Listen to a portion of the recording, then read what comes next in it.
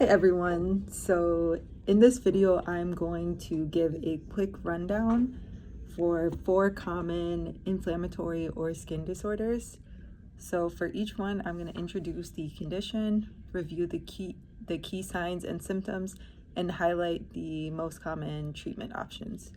So the first one we're going to talk about is nonspecific eczematous dermatitis, also known as eczema.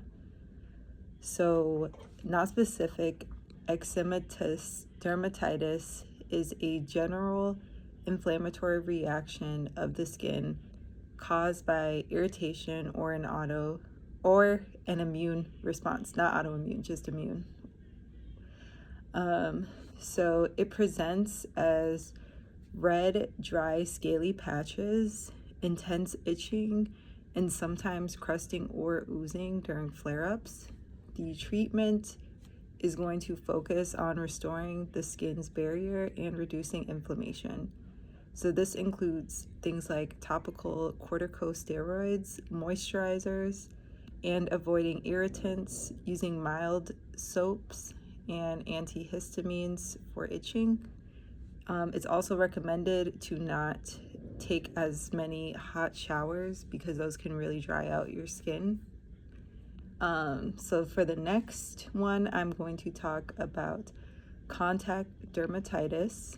And contact dermatitis occurs when the skin comes into contact with an irritant or an allergen. Some signs and symptoms are going to include localized redness, swelling, itching, vesicles, or weeping lesions exactly to where the skin was exposed. The treatment is going to include, the first step would be to remove or avoid the trigger.